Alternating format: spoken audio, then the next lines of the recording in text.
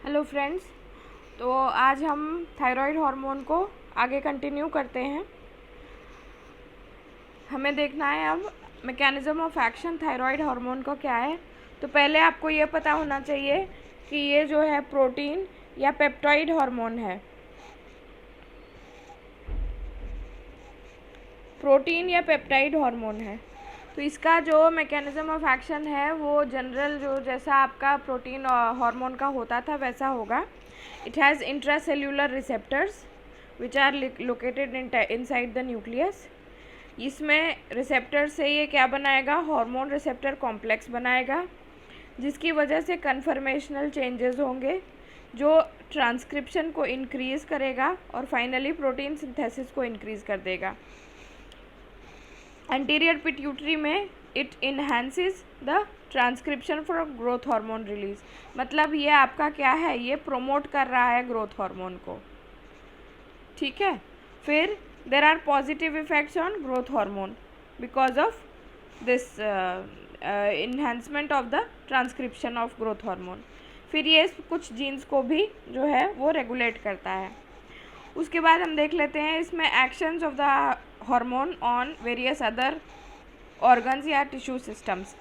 तो आप एक बात ये जान लें कि थायराइड हार्मोन जो है वो न्यूक्लियर ट्रांसक्रिप्शन में हेल्प करता है, एक्टिवेट करता है न्यूक्लियर ट्रांसक्रिप्शन कई जीन्स का। इसका फुल बॉडी पे जो है इफ़ेक्ट है।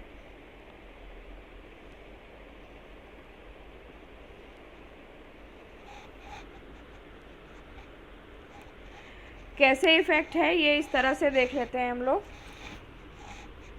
ये आपका गाइटन का डायग्राम है जो कि मैंने इससे पेन से बनाने की कोशिश की है। तो आपके सेल मेम्ब्रेन के अंदर मैंने पहले आपको बता दिया है कि T3 और T4 कैसे बन रहा है। ये लास्ट वीडियो में मैंने शेयर किया था आपसे। तो हमारे T3 और T4 जो है सेल मेम्ब्रेन के अंदर आएंगे। आपने ये पहले मैं बता चुकी हूँ कि T3 हार्मोन जो है ये एक्टिव फॉर्म है। तो फ्री T3 जो है ये अंदर आया है और इसने जो है रिसेप्टर से बाइंड किया है, न्यूक्लियस के अंदर आकर के रिसेप्टर से बाइंड किया है और इसने क्या किया है, फिर ट्रांसक्रिप्शन को प्रमोट किया है, जिससे mRNA बना है। mRNA से न्यू प्रोटीन बन गया है। अब ये जो प्रोटीन्स हैं ये कई चीज़ों में काम आ रहे हैं। अदर सिस्टम्स को रेगुलेट करने के काम आ रहे हैं, ग्रोथ को प्रमोट कर रहे हैं, CNS के डेवलपमेंट में वाइटल रोल प्ले कर रहे हैं। अगर किसी फीमेल को हाइपोथायरॉयडिज्म है और वो प्रेग्नेंट है और जो है उसने थायराइड के लिए सप्लीमेंटेशंस नहीं लिए हैं, तो there are many chances that the baby may also develop congenital hypothyroidism, जिसकी वजह से मेंटल रिटार्डेशन तक हो सकता है। फिर CVS पे इसका क्या इफ़ेक्ट है, cardiac output, heart rate, respiration, heart strength, tissue blood flow, इन सबको ये इंक्रीज़ कर देगा। फिर मेटाबॉलिज्म पे देख लीजिए, ये माइटोकॉन्ड्रिया का नंबर और उसकी एक्टिविटी दोनों बढ़ा रहा है, एंजाइम्स बढ़ा रहा है, सोडियम पोटेशियम ATPase, इसमें ऑक्सीजन कंजम्पशन बढ़ा रहा है, ग्लूकोज अब्जॉर्प्शन बढ़ा रहा है। अलग अलग तरीके से जिस तरीके से ATP बन सकता है, जो भी एनर्जी सोर्सेज यूटिलाइज हो सकते हैं, ये सबको प्रोमोट करता है। लाइपोलाइसिस कर रहा है, ग्लाइकोजेनोलाइसिस कर रहा है, BMR बढ़ा रहा है, प्रोटीन सिंथेसिस बढ़ा रहा है। ये एक बेसिक समरी है आपके एक्शंस की। एक्शंस अब हम डिटेल में देख लेते हैं। तो पहला आपका ये नॉन जीनोमिक इफेक्ट्स आपने देख लिया, सेल पे ये कैसे काम कर रहा है आपने इस डायग्राम में देखा। अब सेल के अलावा क्या है, नॉन जीनोमिक इफेक्ट्स क्या है इसके, which are independent of the gene transcription. Transcription के बिना भी जो इफ़ेक्ट्स हो रहे हैं जीन पे, वो जो है नॉन जीनोमिक इफेक्ट्स है। ये क्या है, आयन चैनल्स को ये रेगुलेट कर रहा है, ऑक्सीडेटिव फास्फोराइलेशन को ये बढ़ा रहा है, इंट्रासेलुलर सेकेंडरी मैसेंजर्स या CAMP या प्रोटीन काइनेज सिग्नलिंग कैस्केड्स को ये इंक्रीज़ कर रहा है। Please do let me know अगर आप रिसेप्टर्स पे एक अलग वीडियो चाहते हैं तो मैं आपके लिए सारे रिसेप्टर्स कंपाइल करके एक अलग से वीडियो बना सकती हूँ। Please do comment in the comment box so that I may know कि आप लोगों को कैसे मतलब क्या कंटेंट चाहिए। फिर अपन देखते हैं इसका सेल्यूलर मेटाबॉलिक एक्टिविटी। तो BMR कैन इंक्रीज़ कितना हो सकता है? 60 to 100% तक ये बढ़ सकता है above the normal range. Then there is increase in the number and activity of mitochondria. अब आप जानते हैं कि माइटोकॉन्ड्रिया की नंबर और एक्टिविटी अगर बढ़ जाएगी तो जनरल जो ATP का फॉर्मेशन है, जनरल ग्लाइकोलिसिस और ऐसी जो भी हमारे अंदर बायोकेमिकल रिएक्शंस हो रहे हैं जिसमें हमको ATP मिल रहा है, वो सब बढ़ेंगे बॉडी में, ठीक है। और इससे सेलुलर फंक्शंस जो है एनर्जाइज होंगे। Then there is active transport of ions through the cell membranes. There is increased activity of enzyme sodium potassium ATPase। इसकी वजह से क्या हुआ? कॉन्ट्रैक्शन होता है। सोडियम पोटेशियम ATPase क्या करता है? सोडियम पंप खोलता है, कैल्शियम अंदर लाता है, जिसके कारण मसल कॉन्ट्रैक्शन होता है। इसका एक्शन पोटेंशियल आप लोग जो है हम लोग आगे देखेंगे, बट एक्शन पोटेंशियल जो है वो कॉन्ट्रैक्शन में आप देखते हैं।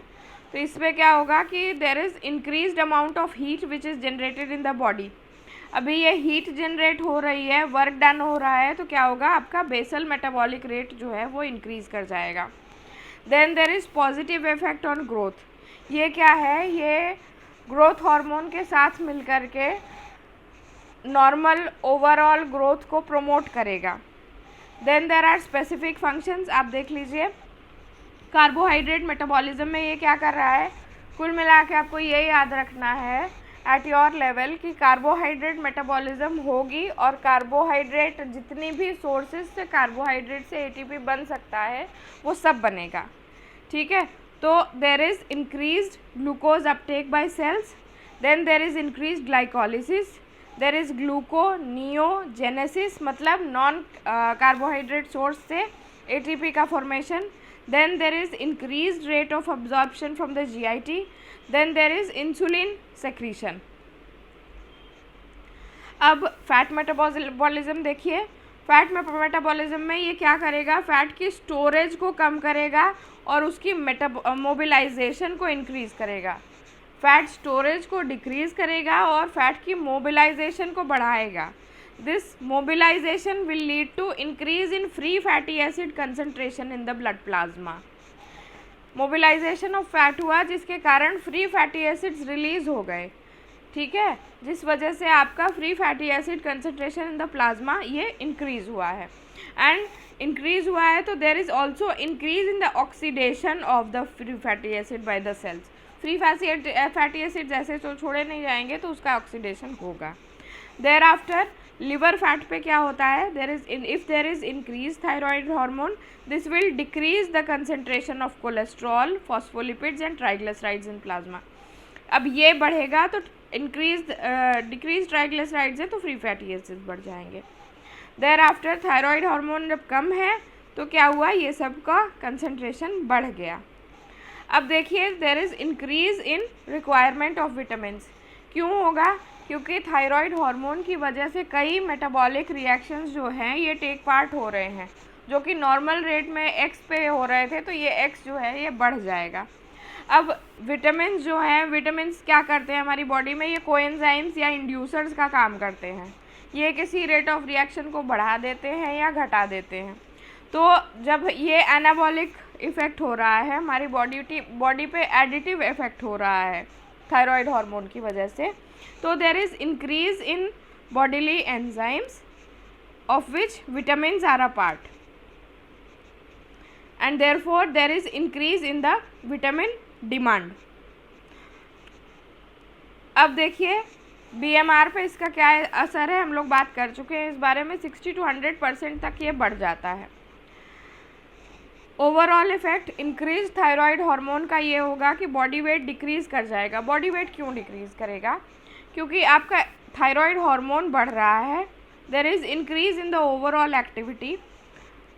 सारा ही इफेक्ट जो है, जब ये बेसल मेटाबॉलिक रेट बढ़ा रहा है, कार्बोहाइड्रेट मेटाबॉलिज्म बढ़ा रहा है, फैट को मोबिलाइज कर रहा है, प्रोटीन को डिग्रेड कर रहा है, तो there is increase overall activity, जिसकी वजह से क्या हुआ? बॉडी वेट डिक्रीज कर जाता है। फिर देखते हैं CVS पे इसका इफेक्ट क्या है।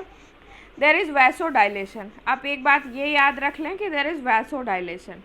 वैसोडाइलेशन की वजह से कार्डियक आउटपुट बढ़ रहा है, ब्लड फ्लो बढ़ रहा है, हार्ट रेट इंक्रीज हो रहा है, हार्ट स्ट्रेंथ बढ़ रही है, और आर्टीरियल प्रेशर ज़्यादातर नॉर्मल रहता है, जबकि पल्स प्रेशर जो है ये इंक्रीज हो जाएगा। कमिंग टू रेस्पिरेशन, रेस्पिरेशन में there is increased oxygen utilization which will activate all mechanisms, जिसकी वजह से rate and depth of respiration बढ़ जाएगा। फर्दर देखते हैं, there is increase GI motility, increase secretion of the digestive juices, and there is increase motility of the GIT। अब CNS पे देखिए, CNS पे इसकी एक्टिविटी बढ़ जाती है, पॉजिटिव इफेक्ट है CNS पे भी। मसल्स में देखिए क्या है, मसल्स वीक हो जाएंगे। क्यों? क्योंकि in case there is excess hormone, तो हमारा प्रोटीन कैटाबॉलिज्म भी इंक्रीज होगा, प्रोटीन डिग्रेडेशन भी इंक्रीज होगा, जिसके कारण क्या होगा, मसल्स वीक होंगे, they become sluggish and relax slowly after a contraction, और फाइन ट्रेमर्स भी डेवलप हो सकते हैं। ये फाइन ट्रेमर्स देखने का क्या तरीका है, हम लोग फाइन ट्रेमर्स जो है वो एक्सट्रीमिटीज़ पे देखेंगे। बेसिकली आप फाइन ट्रेमर्स को देखोगे पेशेंट के हैंड्स में, तो इसके लिए क्या करते हैं, हम पेशेंट के हाथ जो है एक्सटेंड करा देते हैं, दोनों हाथ एक्सटेंड करा देते हैं, और उसके ऊपर एक हम पेपर रख देते हैं। तो अगर पेशेंट को फाइन ट्रेमर्स डेवलप होंगे तो हो सकता है आपको उंगलियों पे ना दिखाई दे, लेकिन अगर एक पेपर रखा होगा तो वो पेपर हिलता हुआ जान लेंगे आप। तो इससे हम फाइन ट्रेमर्स एसेस कर लेते हैं। Then there is constant tiredness. आपका प्रोटीन ब्रेकडाउन हो रहा है, ये आपने देखा, प्रोटीन ब्रेकडाउन के कारण टायर्डनेस होगी। आपका बॉडी जो है बिना मेहनत किए, आपकी बॉडी बहुत ज़्यादा मेहनत कर ले रही है, आपका बेसल मेटाबॉलिक रेट बढ़ा दे रहा है ये हार्मोन। तो इसलिए क्या है, देयर आर एक्साइटेबल इफेक्ट्स, जिसकी वजह से पेशेंट को लगातार टायर्डनेस हो रही है। इस टायर्डनेस के बाद नॉर्मली क्या होगा, स्लीप इंड्यूस हो जानी चाहिए, लेकिन यहाँ क्या होता है कि जो है इस हार्मोन के क्योंकि एक्साइटेबल इफेक्ट्स हैं, इसलिए पेशेंट सो नहीं पाता है। This is the effect on sleep what a patient of hyperthyroidism will experience.